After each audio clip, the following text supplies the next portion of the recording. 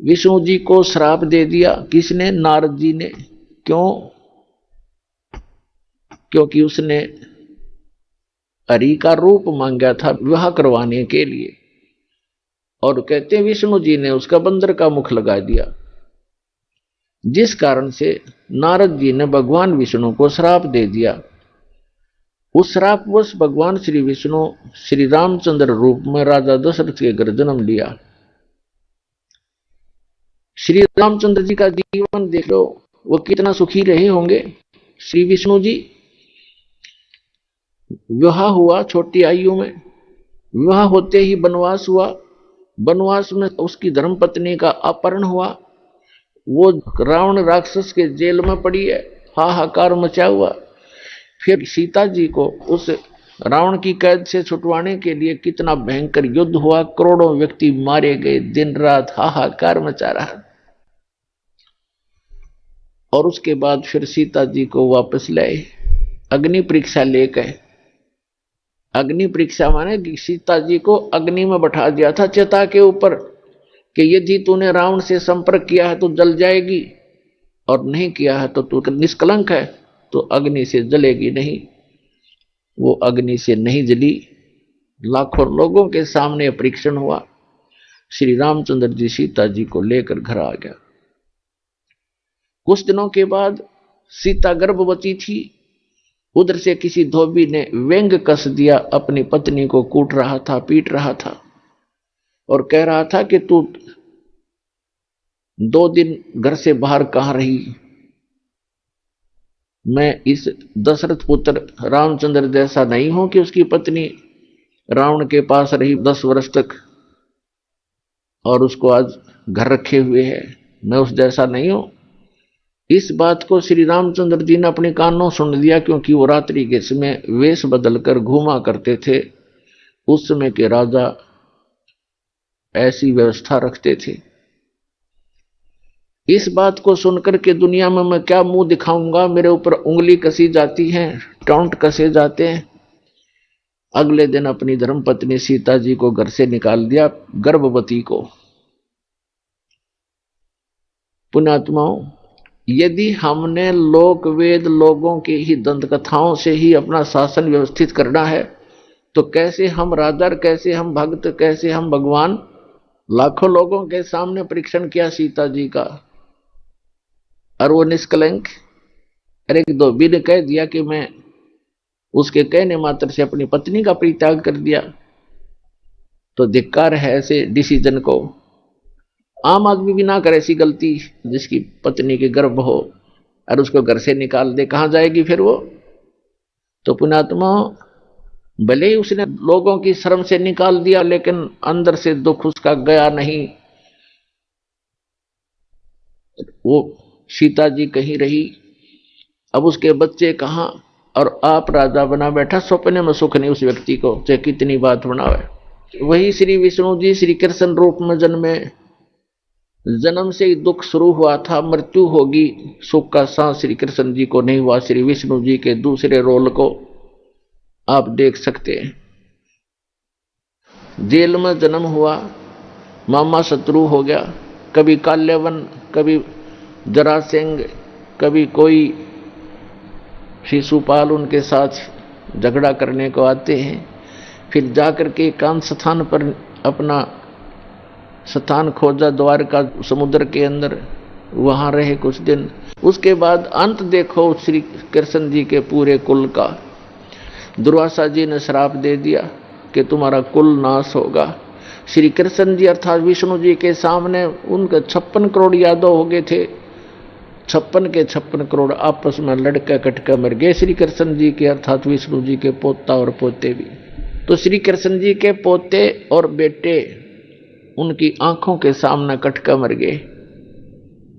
तो यहां परमात्मा कहते हैं, साच कहूं तो जग नहीं माने और झूठ कही ना जाई हो, ये ब्रह्मा विष्णु महेश्वर दुखिया जिन ये राह चलाई हो। फिर कहते हैं कि सुरपति दुखिया, भूपति दुखिया और रंक दुखी बपरीती हो। सुरपति देवताओं का राजा इंद्र दुखी। इंद्र की कहानी आप पढ़ कर देखो पुराणों के अंदर। एक बार राक्षसों का और देवताओं का युद्ध हो गया, राक्षस विजयी हो गए, इंद्र भाग गया, गद्दी छोड़कर जंगलों में छुप गया, कोई वर्षों तक भूखा प्यासा पड़ा रहा, खा के वह सुख। और इंद्र की मृत्यु के उपरांत उस राज को भोग कर ये राजा चाहे स्वर्ग का हो चाहे पृथ्वी का हो, अगला जन्म उसका गधे से शुरू होता है। तो बाढ़ में जाओ ऐसा राज जो अगले जन्म में गधा बने। तो हम बिना ज्ञान के इस झूठे सुख को सुख मानकर अपना जीवन नाश कर रहे हैं। अब इसको सफल करो पुण्यात्माओं, हमें विकल्प प्राप्त हुआ, अभी तक इसका विकल्प नहीं था। कोशिश करके भी हम काल के जाल से नहीं निकल पा रहे थे। अब क्या बताते हैं परमात्मा के सुरपति दुखिया भूपति दुखिया रंक दुखी बपरीति हो, कि रंक यानी निर्धन व्यक्ति तो स्वाभाविक दुखी होता है, उस पर तो सभी दुख विद्यमान होते हैं। अब क्या बताते हैं कि कहे कबीर और सब दुखिया एक संत सुखी मन जीती हो। एक संत सुखी हो सकता है इस पृथ्वी पर जिसने अपने मन को जीत लिया। मन को पुण्यात्मा जीतना कोई हंसी खेल नहीं है। और गीता में लिखा है कि अर्जुन ने पूछा कि हे भगवान, आप कहते हो कि मन और इंद्रियों को रोक के एकांत स्थान पर ध्यान लगावे। तो अर्जुन कहता है भगवान, इस मन को रोकना बड़ा कठिन है। इस बात को गीता ज्ञानदाता भी कहता है कि मन को रोकना तो तूफान को रोकने के तुल्य है। फिर भी कहा है कि कोशिश करे, उसका अभ्यास करने से उसका कुछ राहत मिल सकती है। ये तो है एक वेद ज्ञान जो इनकम्प्लीट है, क्योंकि बहुत से ऐसे ऋषि हैं, जैसे एक श्रृंगी नाम के ऋषि थे। उन्होंने इसी आधार से वन में जाकर घोर तपस्या की, हठ योग किया, इसी मन को रोकने के उद्देश्य से। पुण्यात्मा, तत्व ज्ञान न होने से हम मनमुखी साधनाएं और अज्ञान के आधार से ये जीवन नाश करते रहे। जनसाधारण ये सोचा करता था कि बड़े महर्षि हैं, ऋषि हैं और बड़ा कठिन तप कर रहे हैं। उसके विषय में सूक्ष्म वेद में परमेश्वर ने आकर स्वयं बताया है कि डंब करें डूंगर चढ़े, अंतर जीनी झूल और जग जाने ये भक्ति करें, ये बोवें सूल बबूल। कोई पहाड़ पर, कोई ऊंचे से स्थान पर के दूर तक दिखाई देऊं मैं कहीं साधना कर रहा है कोई संत। डंब करें, डंब माने पाखंड करते हैं, लोग दिखावा करते हैं। डंब करें डूंगर चढ़े, डूंगर माने पहाड़ पर ऊंचे स्थान पर चढ़ जाते हैं। अंतर झीनी झूल, अंदर जो की तू बकवाद भरी है, और जग जाने यो भक्ति करे, ये बोवे सूल बबूल। अपने भविष्य में ये कांटे बो रहे हैं तत्व ज्ञान के अभाव से। उसके लिए क्या बताते हैं परमात्मा कि एक श्रृंगी नाम के ऋषि थे। उन्होंने ऐसे ही अपने इसी अज्ञान आधार को प्रमुख रखकर वन में चले गए, फॉरेस्ट के अंदर बैठ गए, जाकर हठ योग किया। इन्होंने क्या सोच रखा है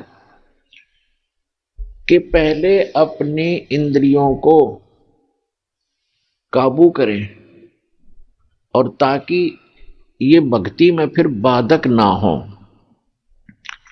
इस उद्देश्य को लेकर के दूसरा वो रखते हैं कि जैसे वन में चले भी गए तो भूख प्यास सताती है। उसके लिए ये महापुरुष क्या करते हैं कि खेचरी मुद्रा का प्रयोग किया करते थे। खेचरी मुद्रा, जैसे कई पंथ हैं, जैसे ये अंसा देश वाले तो इससे पर गाटा जोड़ रहे हैं। खेचरी मुद्रा, जीभ को उलटकर तालू पर लगा ले और कान बंद करके ये नाद क्रिया, ये तो बालकों के खिलौने हैं। इस मन कल्पित ये अपना एक ड्रामा है इस जीवन को नष्ट करने का। तो इसी आधार से श्रृंगी ऋषि ने अमृत क्रिया को सिद्ध किया।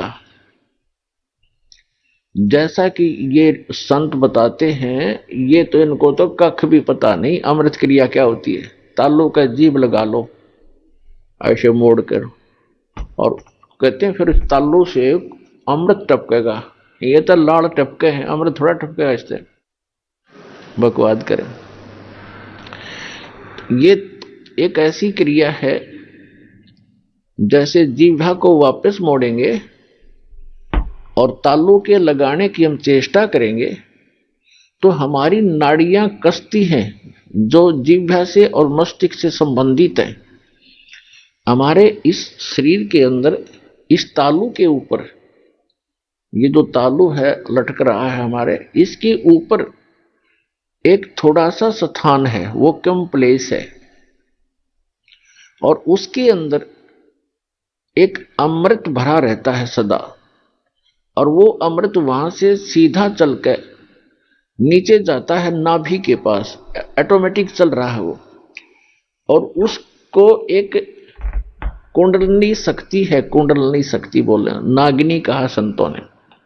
उसकी 2 जिह्वा हैं सर्प जैसी, और वो उस अमृत को वो पीती रहती है, शरीर में नहीं जा पाता, वो उसको चूस करके नष्ट कर देती है। उसके अंदर एक ऐसी क्रिया है। तो फिर क्या होता है, जब हम श्वास क्रिया को अभ्यास करते हैं श्वास का, और वो श्वास के साथ ऐसे खड़ी है, ऐसे उसका नाभि के जहां वो अमृत टपकता है ऊपर से जाकर नाभि के पास, उसका मुंह बिल्कुल उसके ऊपर है ऐसे। और जब हम श्वास क्रिया का अभ्यास करेंगे, उस श्वास क्रिया से उसका मुंह ऐसे नीचे को हो जाएगा, और फिर वो अमृत जो है पूरे शरीर में जाना शुरू हो जाएगा। श्वास क्रिया से तो उसका मुंह टेढ़ा होगा, ऐसे नहीं रहेगा ऊपर को, वो ऐसे मुड़ जाएगा नीचे को। जो ऐसे टपक रहा था अमृत, उसको वो खा रही थी, फिर वो ऐसे हो जाएगी, उस पे उसके मुंह पे नहीं जाएगा। ये तो श्वास क्रिया का लाभ मिलेगा। और फिर जो हम तालू पर जिह्वा लगाने की चेष्टा करते हैं, उससे क्या होगा कि इस तालू के ऊपर एक स्थान है जहां पर ये अमृत भरा रहता है, लिक्विड सा है ये। उसके नीचे वो एक जैसे इसको अर्ध छोटा सा बेर होता है, बेर का फल, बेरी का फल, उसको आधा काट दे, साफ कर दे, इतना सा है वो, ऐसे आधा कटा हुआ। और उसके बिल्कुल नीचे एक वाल है, वाल,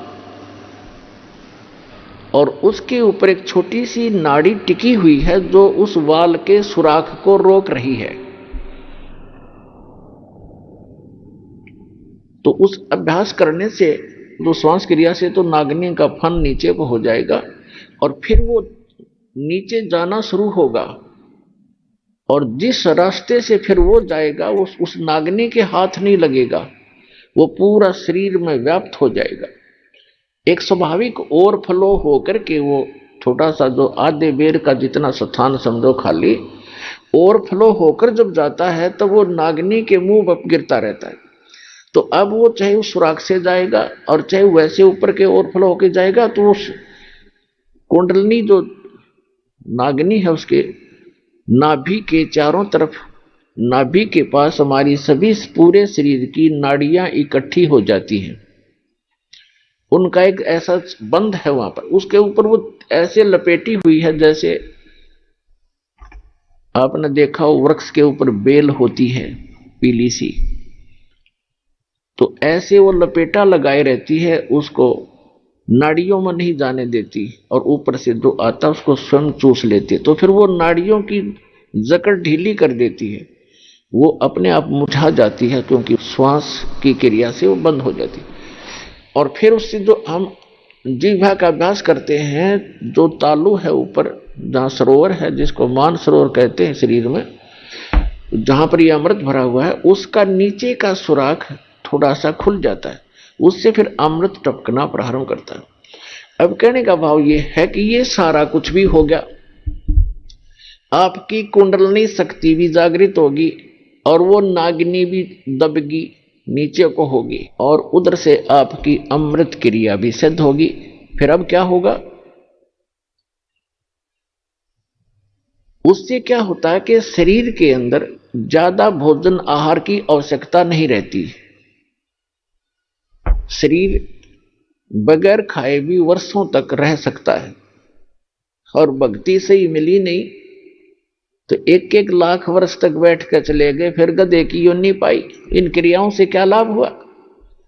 जैसे खेत संवार लिया, बा दिया, घास उसका अड़ंगा खत्म कर दिया और खूब, और बीज बोया नहीं, बीज है नहीं, गेहूं के स्थान पर भांग बोली, यानी सत मंत्र ना जाप करके अन्य मंत्रों का जाप कर दिया, वो भांग बो दी। तो भांग जीवन रक्षक नहीं है, जीवन नाशक है। तो अन्य मंत्रों से सिद्धियां आ गई इन ऋषि महर्षियों के पास, जो इनके जीवन की नाशक बन गई। आम जनता में तो ये ऐसे हो गए जैसे प्रभु पाक गए। आम जैसे जनसाधारण के लिए तो ये बहुत बड़ी बात होगी। जैसे अगस्त ऋषि जी ने सारे जीवन में डले डोक है एक सिद्धि प्राप्त की, 7 समुद्रों को एक ही घूंट में पी लिया और फिर प्रार्थना करने पर इनको वापस छोड़ दिया। तो फिर क्या अमर हो गया? आम आदमी के लिए तो बहुत बड़ी पहाड़ है, 1 क्विंटल पानी नहीं पी सकता एक आदमी, तक 10 किलो मुश्किल तो पिया जा को गढ़ाए मर पड़ के, और उसने 7 समुद्रों को पी लिया। तो जनसाधारण के लिए तो भगवान सिद्ध हो गया वो, लेकिन कख नहीं था। वेदात्म ज्ञान की तराजू में उसको तोल कर देखेंगे, -0 था वो। अब जैसे प्रसंग चल रहा है, एक श्रृंगी ऋषि था, उसने ऐसी ये अमृत क्रिया सिद्ध करके और पूरे शरीर को साध लिया जैसा वो सोच रहे थे। और फिर क्या करता था वो, सारे दिन में एक वृक्ष की छाल पर एक बार दिन में जिह्वा लगाता था, ऐसे चाटता था, उसी से संतुष्ट हो जाता था, क्योंकि उसने अमृत क्रिया को सिद्ध कर रखा था। तो उसको इस बात का गर्व हो गया कि अब तूने अपनी इंद्रियों पर काबू पा लिया। वो ऋषि अयोध्या नगरी के पास बाहर बनी में, बाहर जंगल में, वन में, गांव से थोड़ा आधा किलोमीटर की दूरी पर रास्ते के साथ में बैठ गया, वृक्ष की तरफ मुंह करके, और सारा दिन में एक बार वृक्ष के छाल को जिह्वा से चाटे और बस ध्यान मगन रहे। कुछ ही दिनों में आने जाने वालों ने देखा कि एक महापुरुष बैठे हैं, ना खाते हैं, ना पीते हैं, ना सोते हैं और ना उठते हैं। आसपास पूरी नगरी अयोध्या के लिए एक बहुत बड़े जो है अचंभे की बात थी। नगर के लोग देखने जाने लगे, सारा सारा दिन बैठे रहते थे, सारी सारी रात बैठे रहते थे। जब उनको पक्का यकीन हो गया कि सचमुच महापुरुष के ये तो भगवान से मिल चुका है, सारे नगर में तहलका मच गया। राजा दशरथ तक बात गई, राजा भी स्वयं वहां पर गए अपने परिवार समेत संत के दर्शनार्थ। लेकिन संत मस्त हैं, ना किसी से बोलते हैं और न ही दिन रात में कहीं उठते और बैठते हैं, ना जाते हैं, ना कुछ पीते हैं, ना खाते हैं। उनके साथ उनकी बेटी भी गई राजा दशरथ की। श्री रामचंद्र जी और अन्य का जन्म तो बहुत बाद में हुआ है, उसमें उनकी एक पुत्री थी। अब राजा की लड़की प्रतिदिन अपनी नौकरानियों के साथ वहां जाने लगी। उसने किसी वैद्य को बुलाकर पूछा किसी व्यक्ति से कि ये ऋषि बात करे तब बात बने, कोई आशीर्वाद प्राप्त करें हम। तो एक वैद्य ने बताया कि जहां ये जिह्वा से चाटता है वहां पर मधु का लेप कर दिया जाए, यानी शहद लगा दिया जाए। अगले दिन उस राजा की लड़की दशरथ की बेटी ने ऐसा ही करवा दिया। जहां वो जिह्वा लगाता था वहां शहद लेप दिया थोड़ा सा। पहले दिन एक बार जिह्वा लगाता था पहले वो, उस दिन उसने 2-3 बार चाटा क्यों स्वादिष्ट लगा।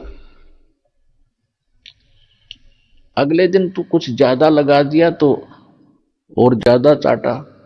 धीरे धीरे उसका जो है भूख जागृत होगी। फिर उसको खीर ख्यार खिलाने लग गए। कुछ दिन के बाद वो हलवा पूरी खाने लग गया।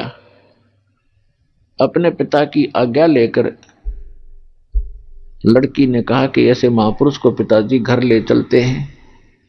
राजा दशरथ ने उनको गुरु धारण कर लिया। श्रृंगी ऋषि युवा थे, अपने घर पर रख लिए और उन्हीं की देख रेख में, उन्हीं की आज्ञा से पुत्र प्राप्ति के लिए एक अनुष्ठान की तैयारी की। और उससे पहले वही श्रृंगी ऋषि दशरथ की पुत्री बेटी को लेकर चंपत हो गया। तो पुण्यात्माओं, परमात्मा कहते हैं मन के मते न चालियो, ये मन है पक्का दूत, और ले डोबे दरिया में जा हाथ से छूट। विकार मरे मत जानियो, जो भूबल में आग। जैसे ये साधु संत ऋषि वेदों और गीता के अनुसार साधना करके इनको ये भ्रम हो गया था कि हमने विकारों का नाश कर लिया। तो परमात्मा कहते हैं विकार मरे मत जानियो। जैसे अग्नि का अंगारा राख में दबा रखा हो, ऊपर से राख भी ठंडी हो जाती है, ऐसा लगता है जैसे आग खत्म होगी, लेकिन कहते हैं वो राख हटाओगे ना जब उस अंगारे के ऊपर से, वह पहले से ज्यादा धंधकती दिखाई देगी आपको। तो यहां परमात्मा कहते हैं विकार मरे मत जानियो, जो भूबल में आगे। अब ये विकार मरेंगे कैसे? वो क्रिया वही है, लेकिन उनके अंदर जैसे श्वास उश्वास की क्रिया क्या चीज है, ये तो एक समझ लो सिरिंज है। सिरिंज, सिरिंज में औषधि कौन सी जानी चाहिए, उस औषधि से रोग नाश होता है। सिरिंज के अंदर अन्य औषधि डालकर वैसी ही क्रिया करने से, इंजेक्शन लगाने से रोग नाश नहीं होगा जब तक उस रोग नाश की सही औषधि प्रयोग नहीं की जाएगी। तो अब इस दास के पास वो औषधि है सतनाम की, श्वास उश्वास के सिमरण है, और ये सिमरण से ही आपका मन भी काबू होगा, आपके विकार भी नाश होंगे। परमात्मा कहते हैं इस मानव शरीर के अंदर इतना जो है विकार ग्रस्त है, ये ऐसे ढंग से इसकी कंस्ट्रक्शन है, इसमें ये तो आशा करना ही नहीं कि ये पूर्ण रूप से स्वस्थ हो जाएगा और इसमें कोई विकार नहीं रहेगा। ये तो पैदा ही विकारों से हुआ है। लेकिन इस भक्ति से, सत साधना से ये विकार ऐसे जकड़ दिए जाएंगे, ऐसे बांध दिए जाएंगे कि फिर ये हानि नहीं करेंगे। जैसे कोई पशु है और वो ऐसे फूंफा करता है, मार देता है, सींगों से मार देता, तो उसको बांध दिया जाता है टाइट रस्से तक। अब वो रस्से से इतना टाइट बांध दिया गया है कि वो हानि नहीं कर सकता, फूंफा कर सकता है, लेकिन उसकी सीमा बना दी। तो परमात्मा की इस भक्ति से, परमात्मा के इस ज्ञान से, सत साधना से इन विकारों को ऐसे बांध दिया जाएगा कि ये मन फूफा करने की चेष्टा करेगा, लेकिन इस तत्व ज्ञान रूपी रस्सा इसको जकड़ देगा और ये भक्ति की दवाई कमाई इसको दबा देगी।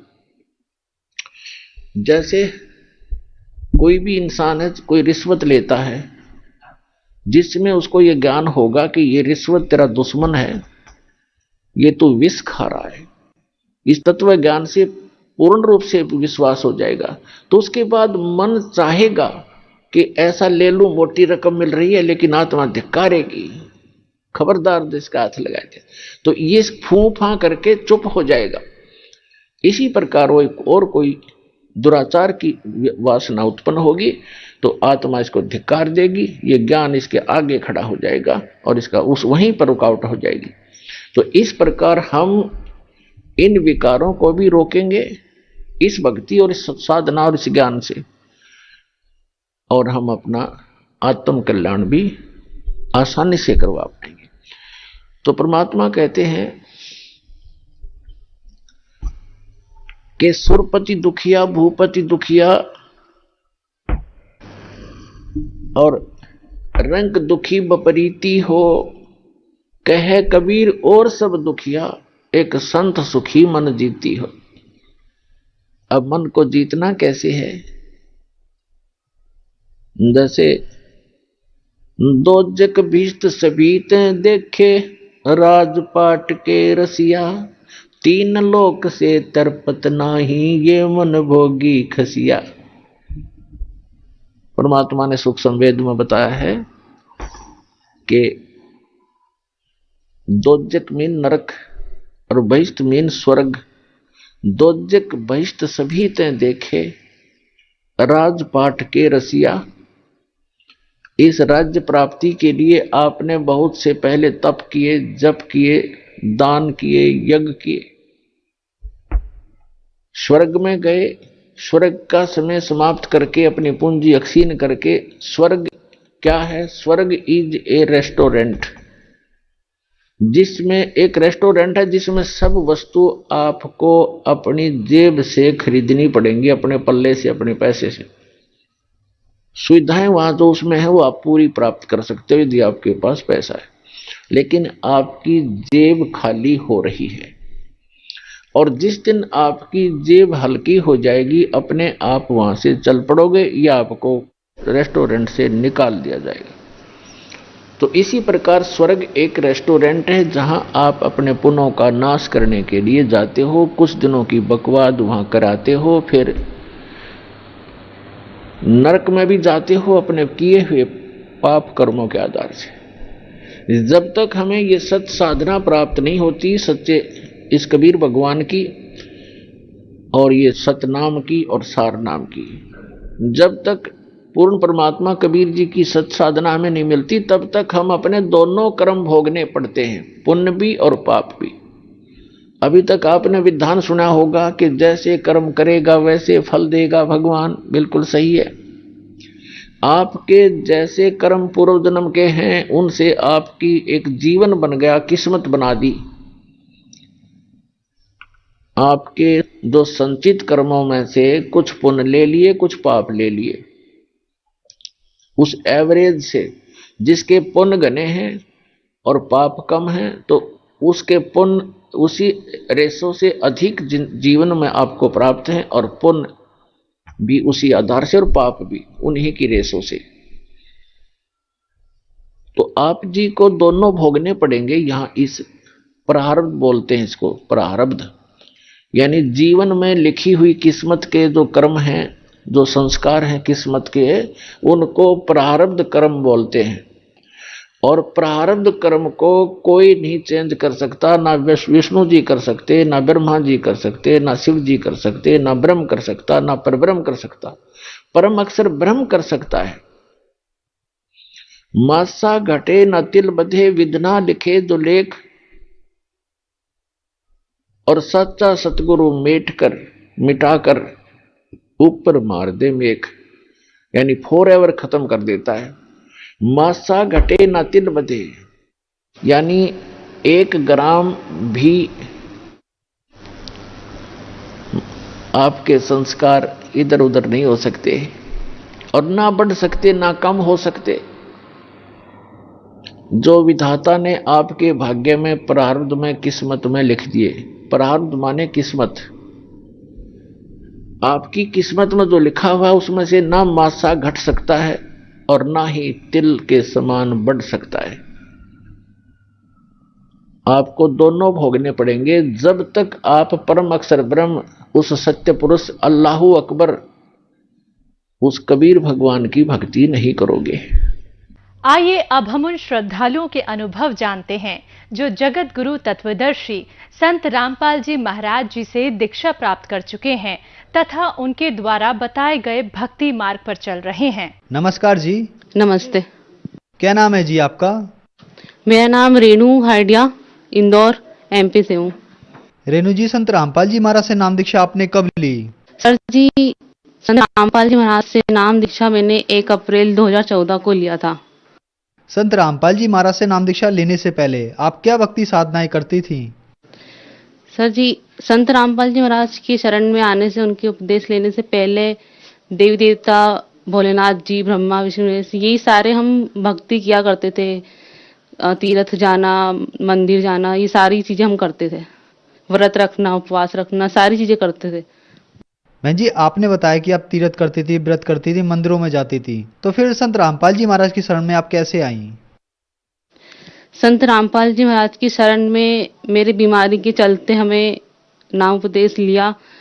सन 2011 से ही मैं बीमार रहने लग गई थी और इतनी ज़्यादा बीमार हो चुकी थी मैं कि शायद ही मैं ठीक हो पाती वापस।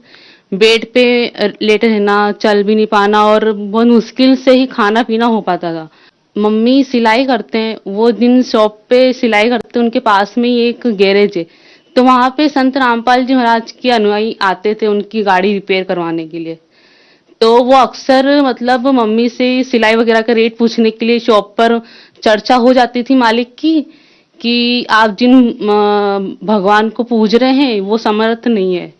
तो चर्चा में ये मालूम होता था कि संत रामपाल जी महाराज ऐसे ऐसे बरवाला में आए हुए हैं, पूर्ण परमात्मा है। वो पूरी बात सुनते नहीं थे मम्मी, लेकिन वो तो देखेंगे। अक्सर वो आते थे और अक्सर ऐसी चर्चा होती थी। और इस बीच में मम्मी ने बताया कि मेरी लड़की बहुत बीमार रहती है, 2011 से ही काफी बीमार रहने लग गई है।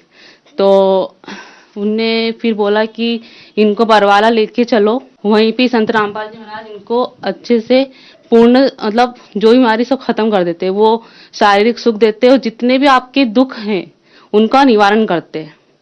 तो मम्मी ने ठीक है देखेंगे।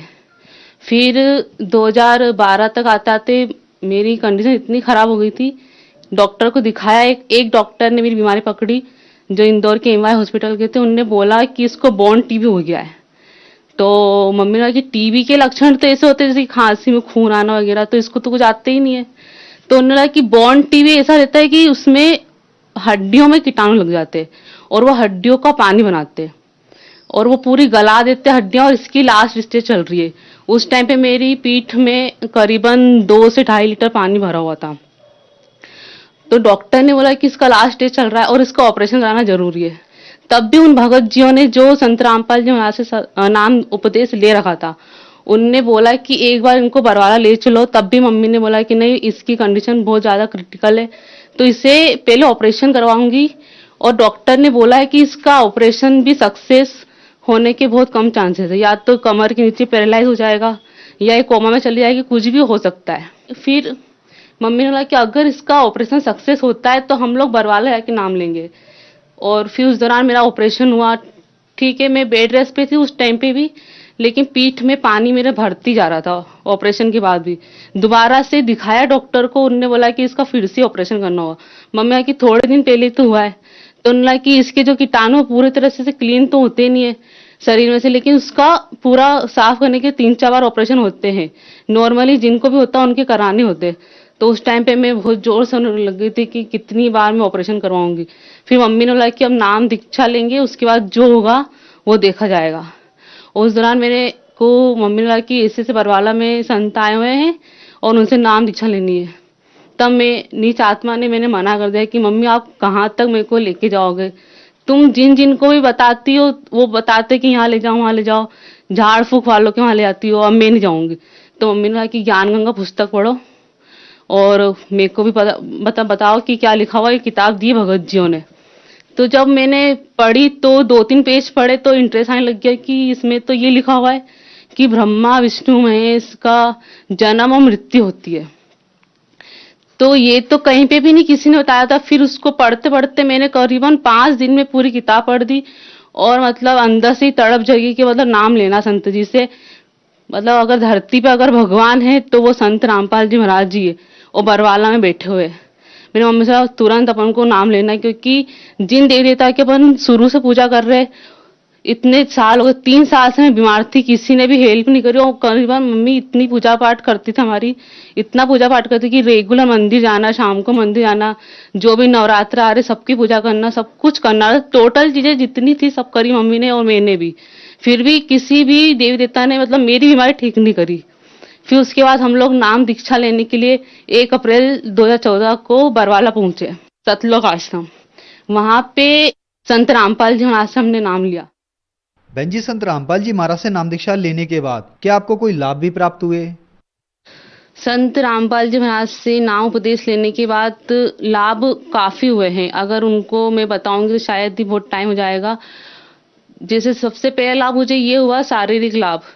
जैसे डॉक्टर ने मुझे बता दिया था कि बोन टीवी, और बोन टीवी मेरा जो राइट हैंड साइड का पैर है वो बिल्कुल काम करना बंद कर दिया था। मतलब चल मैं अपने आप से कभी पाती नहीं थी, कुछ भी काम के लिए मुझे मम्मी की हेल्प लगती थी और बिल्कुल चलने के बावजूद नीचे जमीन पे भी मैं नहीं बैठ पाती थी।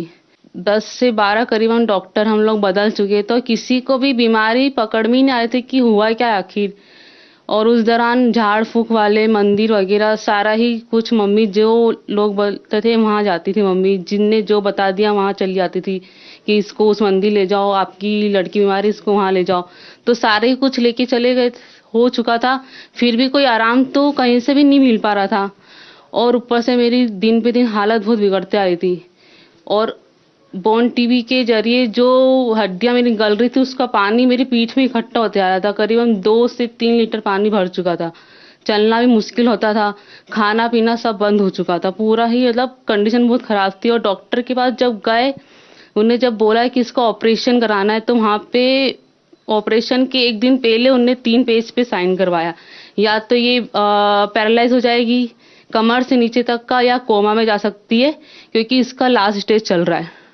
तो मम्मी ने बोला कि ठीक है आप ऑपरेशन की तैयारी करो, बाकी मालिक जो भी मम्मी जिनको पहले मानती थी वो संभाल लेंगे। और मम्मी को संत रामपाल जी महाराज के बारे में भी उनके अनुयायी ने बता रखे थे। तो उनने बोला था कि अगर मेरी लड़की का ऑपरेशन सक्सेस होता है तो मैं नाम दीक्षा बरवाला के सतलोक आश्रम से संत रामपाल जी महाराज से लूंगी।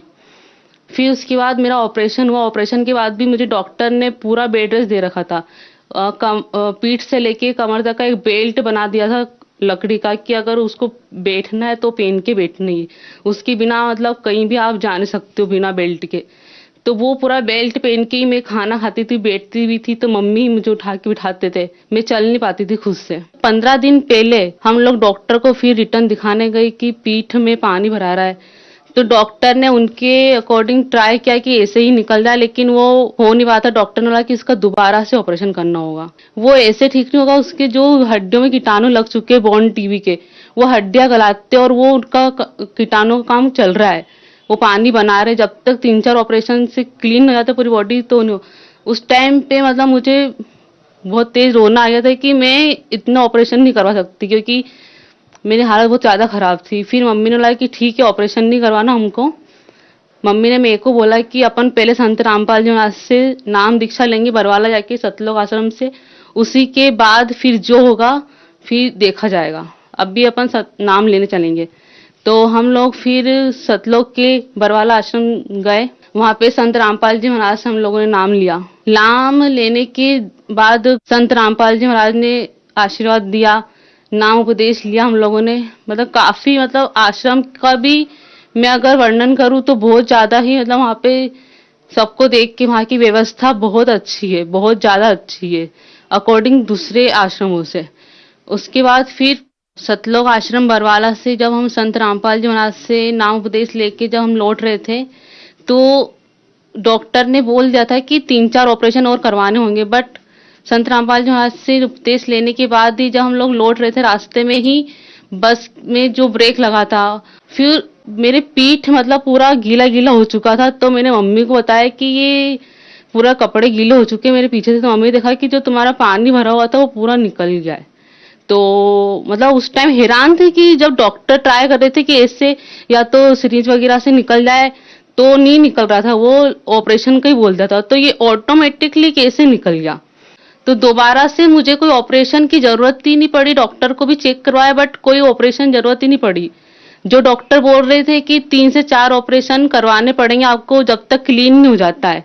जब संत रामपाल जी महाराज से हमने जब नाम लिया था, दिन में जब उनने आशीर्वाद भरा हाथ रखा था, वो ही याद आ रहा था कि ये चमत्कार सिर्फ संत रामपाल जी महाराज ही कर सकते।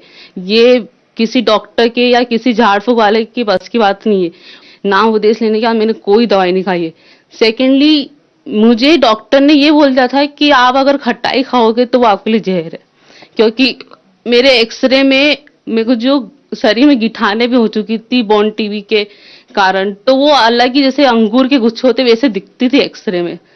तो जैसे खटाई खाती थी तो वो फूट के शरीर से बाहर निकलती थी। अगर कहीं पे भी हो, वो पस पड़ के निकलती थी, वो बहुत गंदी निकलती थी।